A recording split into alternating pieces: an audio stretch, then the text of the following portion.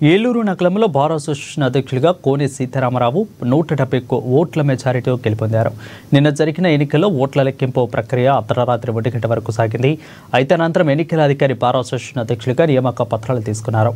ఈరోజు కోనే సీతారామ ప్యానెల్ సభ్యులను పలువురు న్యాయవాదులు అభినందించాలని తెలిపారు. ఇకైతే కోర్టు పరిధిలో లాయర్ల సమస్యలను పరిష్కరించేందుకు కృషి చేస్తానని ఈ సందర్భంగా జరిగిన విలేకరుల సమావేశంలో తెలిపారు.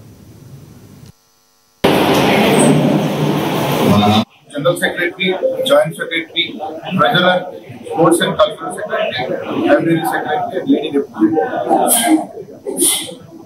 దీంట్లో నేను ప్రెసిడెంట్గా పోటీ చేశాను. మాకు 170 ఓట్ల మెజార్టీతో నేను వైస్ ప్రెసిడెంట్ ఎం కృష్ణారావు గారికి 225 ఓట్లు మెజార్టీతో ఇచ్చారు.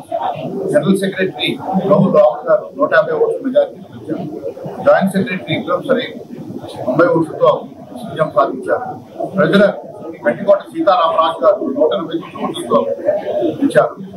Sports and cultural secretary G Vijay Bhaskar 32 ఓట్లతో మరియు లైబ్రరీ సెక్రటరీ కె కృష్ణకిషోర్ 51 ఓట్లతో విజయం సాధించారు. మా లేడీ రిప్రజెంటేటివ్ శ్రీ కనకదుర్గా భవాని 8 ఓట్లతో విజయం సాధించారు. ప్రతిసారి కాకపోతే ఈసారి అన్ని పోస్టులకి పోటీ అంటూ జరిగిందండి. దాని గురించి